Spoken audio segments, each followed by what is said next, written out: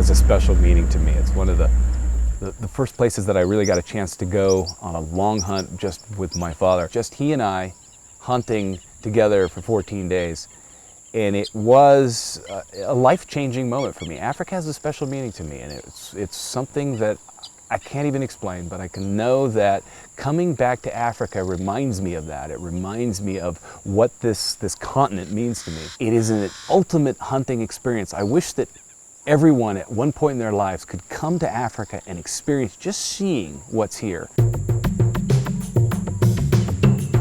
Rogers has returned to Africa with safari outfitter Jeff Rann. American-born, Rann has 30 years professional African hunting experience and 3/4 acres of territory to hunt in. My dad was a hunter, not a professional hunter, but enjoyed hunting, and I met a professional hunter through him by the name of France Coupé, and he got me started with Zambia safaris. '84, I came to Botswana and fell in love with the place, and have been here ever since. We're lucky and fortunate in Botswana in that the government has given us long leases. Any place where you can run around in shorts and hunt, you know, and not have to worry about bugs is a place you got to see, because there aren't many places in the world like that. And I mean, look at our weather. It's 70 degrees, you know, at nights maybe 50. Bright skies, never rains, you know. It's just a perfect place, and to see 20 or 30 different species on one trip and have the opportunity to take dangerous game, you know, I just think it has to be seen to believe. And I'll tell you, I've never had anybody that's come here once and said that they wouldn't come back. For Rogers, the object of his pursuit on this safari is another member of the Big Five, considered by many to be the most dangerous of the dangerous game, the Cape buffalo.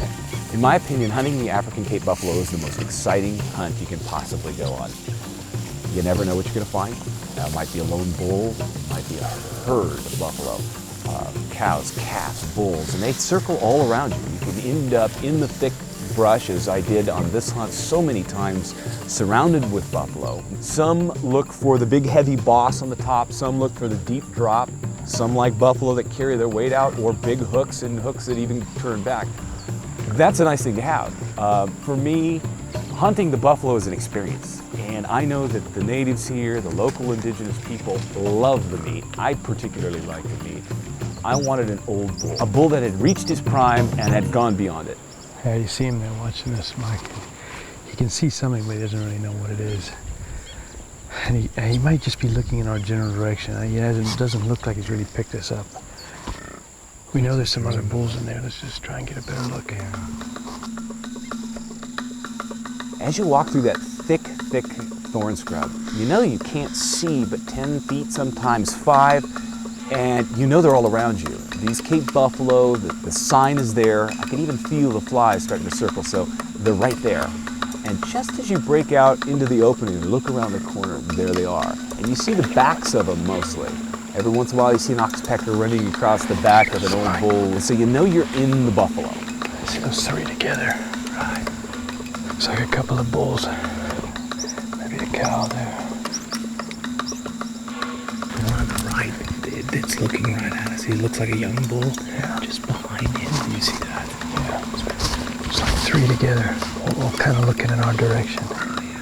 They might have picked something up. Mike, see this old bull here? He's just kind of feeding towards us. He doesn't know we're here, so we can't move now. He's too close. Just kind of watch him. If he gets too close, he could come after us, so just kind of be ready.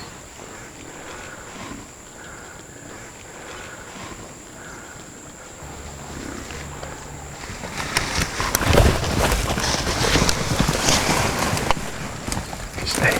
Don't run. Stand.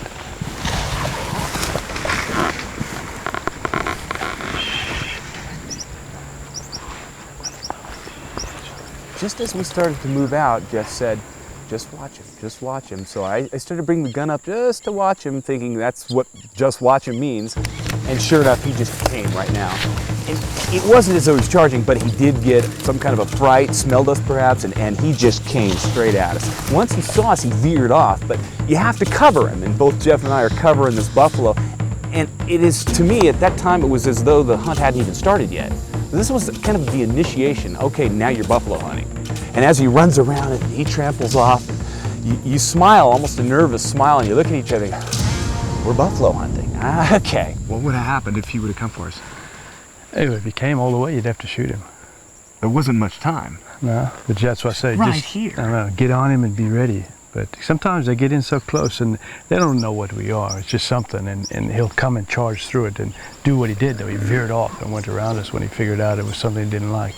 Dangerous game, it's all bullet placement. So with the conditions like they are and as thick as some of this bush is, you know, often you just see the back of a buffalo. And as a professional hunter, I've got to judge him, you know, make sure he's the kind of trophy we're looking for, get you as a hunter in position to make a good, clean shot. Let's try and get a bit closer. And that's the hard part with hunting buffalo is they like the thick stuff. The only time they ever come out is early morning, late evening. They may feed out in the edges of the grass plains, but they go into the thick stuff. The other thing that'll drive them out occasionally is lion, because the lion will stay on them.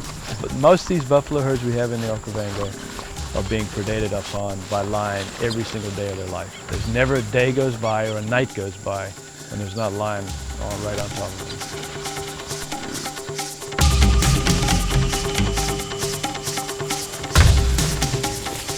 You start stalking slowly, quietly, through the brush, seeing more backs, seeing dust in the horizon as the buffalo smell you and run off, or as one from over here spooks that herd over there. And that's exactly what we experienced over and over.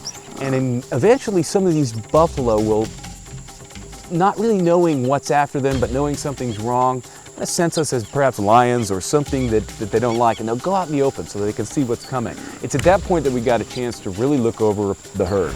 See a couple of bulls, but they're big bulls, but they're all mixed up with the rest. And I thought I could never really pick one out, you know. So I thought I saw a really good one almost at the front of the herd, but on the far side. The bulls tend to do that. They'll stay on the far side or at the back of the herd, you know. The cows usually start between the bulls and us. Botswana's buffaloes are underrated in terms of their horn size. Tanzania is thought to have Africa's largest bulls, but Rann consistently takes buffalo in the 45-inch range, an excellent trophy. Buffalo's eyesight is fair, but their hearing and smell are unsurpassed. When they form up into herds of 300 to 400, it's nearly impossible to stalk them without being detected. The only hope is that they remain unsure of what you are and what your intentions may be. Angered, buffaloes do not take prisoners.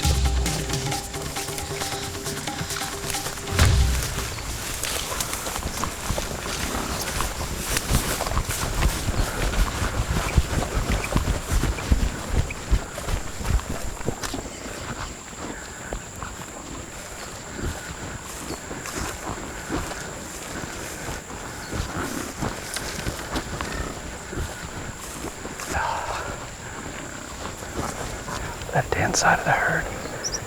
He's out, pull his head up real high right now. That one, yeah. That's the one. He's got his head way up high or all the way on the left. I know he's in the middle of those two, but he's right in the middle. Looking at us. Yeah, looking at us. Left. Yeah.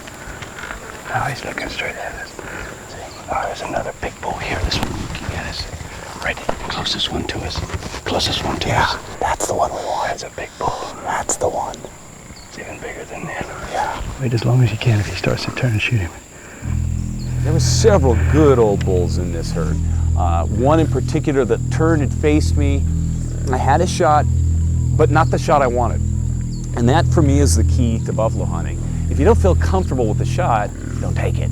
He was quartering towards us, and just looking at Jeff and I out in the open, it was getting late. It was somewhat of a long shot. I knew because of the caliber that I had in my hand that I could make the shot, but it wasn't 100% perfect. I did not feel that that was the shot that I wanted to take, especially because he was quartering a little towards me. I wanted to get a nice side shot. So I decided to let that bull go.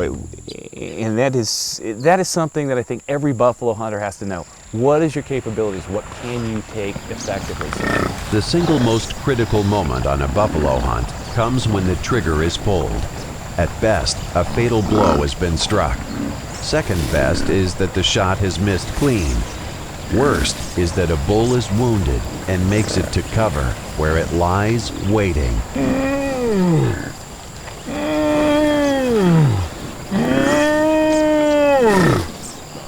then gives a lion's roar in the hope of keeping the herd in the open to give Rogers a clear, standing, certain shot. But when the herd goes on running past, Rogers does what is the only right thing to do and puts the safety back on.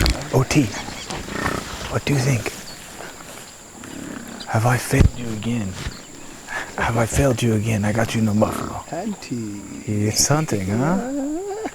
But we've got to get you a buffalo. Right? Tomorrow? Okay.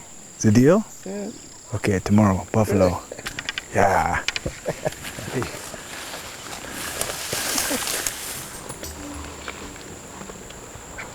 I got some nice bull. See that one? He's kind of away from the herd here, towards the back. Oh, yeah. I can get at him, wouldn't you? Watch, there's some in here too.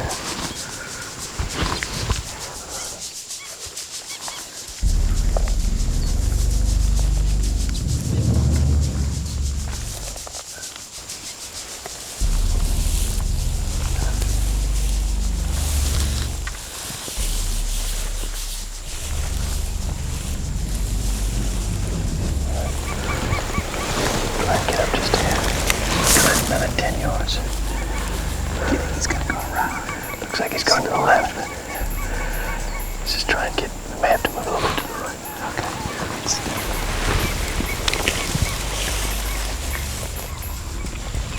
Found an old bull on the edge of a herd. He had wandered out into the sunlight. He was just feeding along. We made a good stalk. You could see something was going on. He kept picking his head up and looking at us and sensed that there might be something there.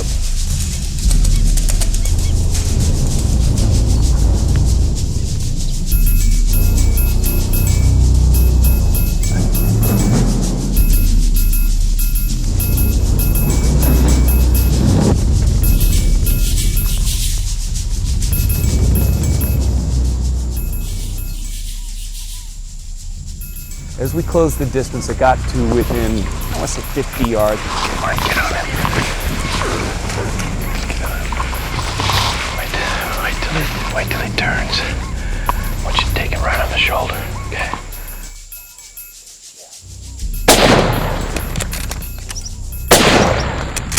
All right, hold up.